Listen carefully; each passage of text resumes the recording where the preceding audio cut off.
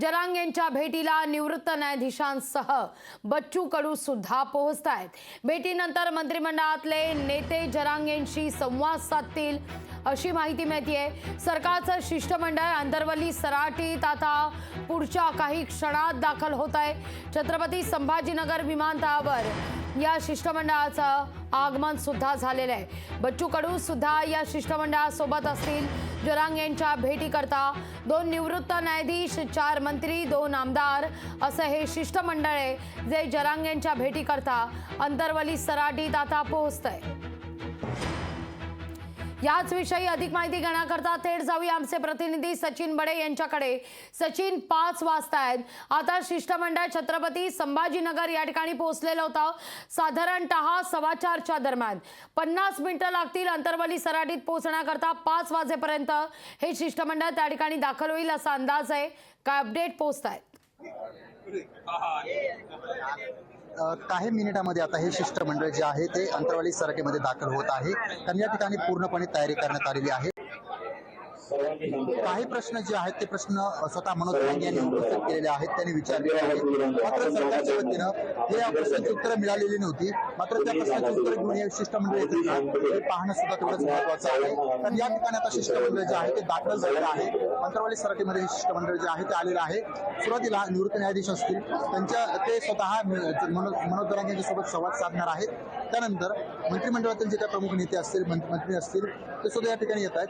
मात्र तुम्ही म्हटल्याप्रमाणे जे काही प्रश्न आहेत त्या प्रश्नांची कागद असू शकतात का हे सुद्धा पाहणं थोडंच महत्त्वाचं आहे।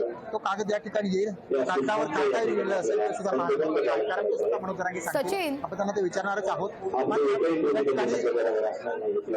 सचिन, काही क्षणात आता शिष्टमंडळ पोहोचत आहे, पण मनोज जरांगे पाटील तिथंच आहेत। त्यांनी इशारा सुद्धा दिलेला आहे सरकारला। आज रात्रीपासूनच पाणीत्याग करण्याचा इशारा सुद्धा देण्यात येतोय। आता तुम्हाला शक्य आहे का जरांगे पाटलांशी काही संवाद साधणं?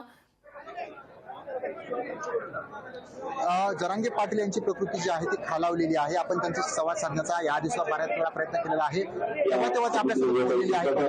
त्यांची प्रकृती कुठेतरी खालावलेली असल्या कारणानं ते मंत्रिमंडळाला बोलण्यासाठी माझा गळा सुकलेला आहे, तोंड कोरडं पडलेलं आहे, त्यामुळे त्यांना बोलण्यासाठी या ठिकाणी जे आहे ते जमत नाहीये। मात्र त्यांचा जो पावित्र्य आहे तो सुद्धा कायम असल्याचं पाहायला मिळतंय। त्यांचा पावित्र्य हाच आहे की आम्हाला जोपर्यंत आरक्षण मिळत नाही तोपर्यंत आम्ही सरकारचं काहीही ऐकायला तयार नाहीये। तोपर्यंत आम्हाला अर्धा आदेश तो आम्ही अर्धा आरक्षण अर्धा आदेश घ्यायला तयार नाही। सरसकट प्रमाणपत्र मिळावं हीच मागणी जी आहे ती मनोज जरांगे करत आहेत। आणि जे काही न्यायाधीशांचं जे काही शिष्टमंडळ असेल किंवा मंत्र्यांचं शिष्टमंडळ जे आहे ते अंतरवली सराटी या ठिकाणी पोहोचलेलं आहे। आणि पोहोचल्याच्या नंतर या ठिकाणी हे सुद्धा पाहणं महत्त्वाचं आहे आज संवाद पत्रामध्ये काय असणार आणि काय त्यांची भूमिका असणार। लोकांना शांत राहण्याचं आवाहन सुद्धा या ठिकाणी करण्यात येत आहे सचिन, कारण सरकारच्या वतीनं हे शिष्टमंडळ त्या ठिकाणी पोहोचत आहेत। त्यामुळे सगळ्यात महत्त्वाचा आणि शेवटचा सवाल, आज मात्र कोंडी फुटली जाणार का, कोंडी फोडणार का आरक्षणासंदर्भात, की परिस्थिती जैसे थेच? या ठिकाणी जे काही शिष्टमंडळ येत आहे ते एक आनंदाची बातमी देत आहे का कुठं राज्यामध्ये पुन्हा तणाव वाढतोय हे पाहणं आज महत्त्वाचं असणार आहे। कारण आपण पाहिलं की बऱ्याच वेळा राज्यामध्ये अशांतता पाहायला मिळालेली होती। मात्र मनोज जरांगे यांनी सांगितलं की मी पाणी पितो, मात्र तुम्ही कुठल्याही प्रकारे राज्यामध्ये तणावाचं वातावरण निर्माण करू नका। नंतर मनोज जरांगे पाणी सुद्धा पिले आणि त्यानंतर आता पुन्हा एकदा पाणी त्यांनी बंद केलेलं आहे। आता हा प्रश्न उपस्थित केला जातोय की जे शिष्टमंडळ येत आहे शिष्टमंडळाच्या माध्यमातून काय समोर ठेवलं जाणार आणि ते कशा प्रकारे स्वीकारलं जाणार। या ठिकाणी वारंवार अनाऊन्स केलं जातं, सांगितलं जातंय की आपल्याकडे सुरक्षित पोहोचवणं, सुरक्षित पर्यंत घेऊन येणं आणि माघारी पाठवणं ही आपली जबाबदारी आहे। त्यामुळं शांततेचं वातावरण ठेवावं या ठिकाणी एक विनंती केली जाते आणि विनवणी देखील केलेली जाते। या ठिकाणी आपण पाहताय त्याचा आलेला आहे। या ठिकाणी ही थेट दृश्य आपण पाहतोय फक्त लोकशाही मराठीवर। आता सरकारच्या वतीनं दाखल होत आहे हे शिष्टमंडळ अंतरवली सराटीमध्ये, ज्या ठिकाणी 4 मंत्री आहेत, 2 आमदार आहेत आणि 2 निवृत्त न्यायमूर्ती सुद्धा। ही थेट दृश्य अंतरवली सराटी मधली आपण या क्षणी पाहतोय।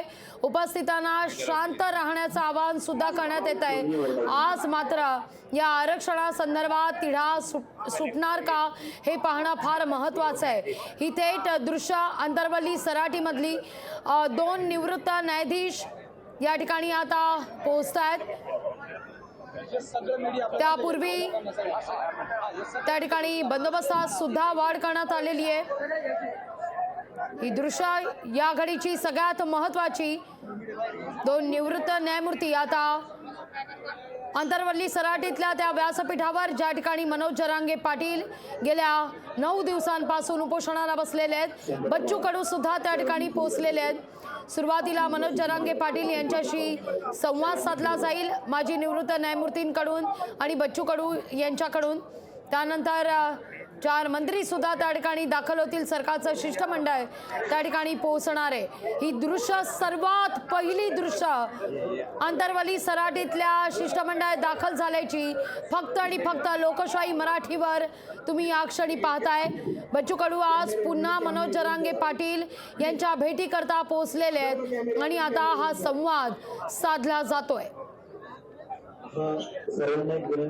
सरकारला जर मी वेळ वाढवून दिला तर या वेळेत सरकार नेमकं कसं आरक्षण देईल, इतका वेळ तुम्हाला दिला त्या वेळेचं तुम्ही काय केलं, असे अनेक सवाल मनोज जरांगे पाटील यांनी काल आपल्या पत्रकार परिषदेतून सरकारला उपस्थित केलेले आहेत। सरकारनं जो काही ठराव मंजूर केलेला आहे तो आपल्याला मान्य नाही अशी जरांगे पाटील यांची भूमिका आहे, तर सरकारनं मात्र जर कायद्याच्या चौकटीत टिकणारं आरक्षण हवं असेल तर मात्र सरकारला वेळ द्या अशी विनंती केलेली आहे। स्वतः राज्याचे मुख्यमंत्री एकनाथ शिंदे यांनी देखील मनोज जरांगे पाटील यांना प्रसार माध्यमांद्वारे आवाहन केलं, त्यांच्याशी दूरध्वनीवरून संवाद सुद्धा साधलेला होता।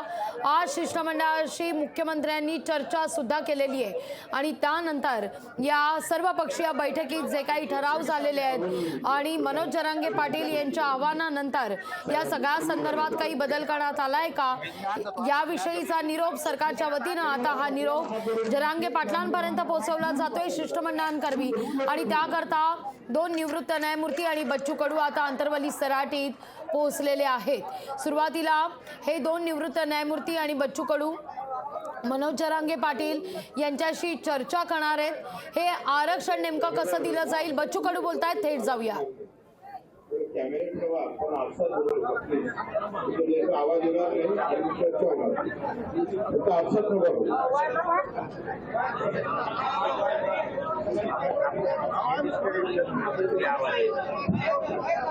सरकारचं शिष्टमंडळ अंतरवली सराटीत आता पोहोचलेलं आहे।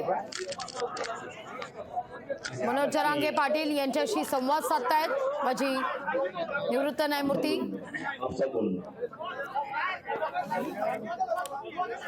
बच्चू कडू सुद्धा पुन्हा एकदा जरांगे यांच्या भेटीला पोहोचलेले आहेत। सरकारला इतके दिवस दिले पण यानंतर सरकारला आता वेळ द्यायचा की नाही हे चर्चेनंतर ठरवू असं म्हणत मनोज जरांगे पाटील यांनी काल चर्चेची दारं ही खुली करून दिली। त्यानंतर सरकारकडून शिष्टमंडळ आता अंतरवली सराटीत पोहोचलेले आहे। मुळात सरकारला जर वेळ दिला तर सरकार या वेळेत मराठा आरक्षण कसं देणार हा सवाल मनोज जरांगे पाटील यांनी उपस्थित केलेला आहे आणि जर दिलं तर ते सरसकट आरक्षण दिलं जाणार का हा सुद्धा एक मुद्दा आहे, कारण आम्ही अर्धवट आरक्षण स्वीकारणार नाही अशी भूमिका मनोज जरांगे पाटील यांनी घेतलेली आहे आणि त्या भूमिकेवर जरांगे पाटील ठाम आहेत। ज्यांच्याकडे कुणबी नोंदी सापडलेल्या आहेत त्यांना सरसकट प्रमाणपत्र देण्यास परवापासून राज्य सरकारच्या वतीनं सुरुवात करण्यात आलेली आहे। 31 ऑक्टोबर पासूनच याला सुरुवात करण्यात आली, ठिकठिकाणी कुणबी प्रमाणपत्र देण्यास सुद्धा सुरुवात झालेली आहे। पण मनोज जरांगे पाटील यांनी या सगळ्या संदर्भात भूमिका घेतलेली आहे की अर्धवट आरक्षण आम्ही स्वीकारणार नाही, जर द्यायचंच असेल तर सरसकट मराठ्यांना आरक्षण द्या असं मनोज जरांगे पाटील यांचं म्हणणं आहे। या शिष्टमंडळामध्ये 4 मंत्री आहेत, 2 आमदार आहेत आणि 2 निवृत्त न्यायमूर्ती आणि बच्चू कडू सुद्धा आता अंतरवली सराटीत पोहोचलेले आहेत। इथे दृश्य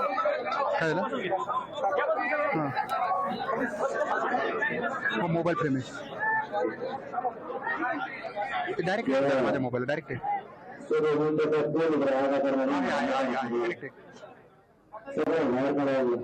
मोबाईलला चालू 1 मिनिट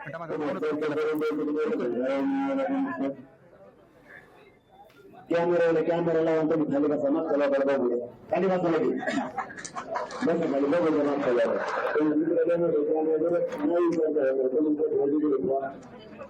त्यावेळेस ठेवा बोलतो मी बरोबर बसा खाली प्लीज मी काय म्हणतो मग खेळ करायला करून आणि बसा मी मराठी किती बोलतो त्याला इकडे सुद्धा खाली बसतो अजिबात तुम्ही करायची विजय देखील कदम काही फोटो मारताय त्यामुळे सध्या मग खेळ करून बघायला पाणी नाही काही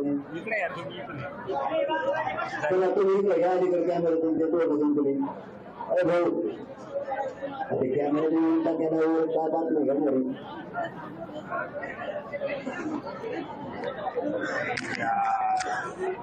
आणि मग सगळं बैठकी करा विचार करायची फोटो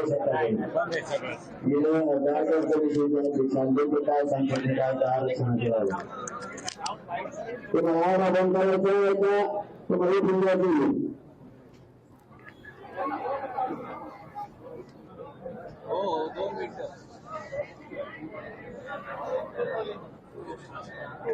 अरे तुम्ही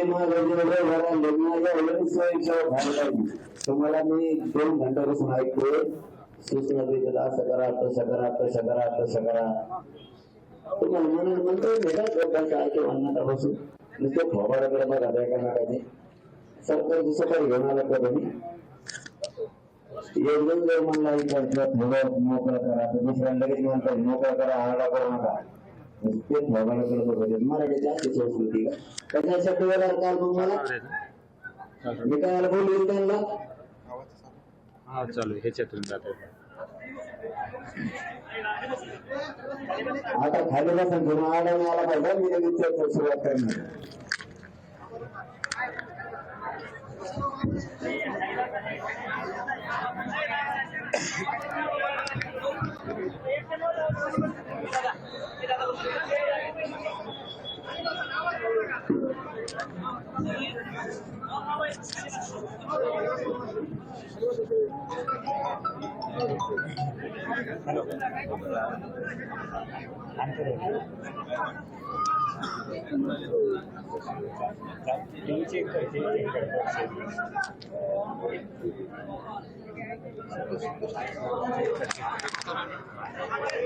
चेक कर लोकशाही किंवा युट्यूब वगैरे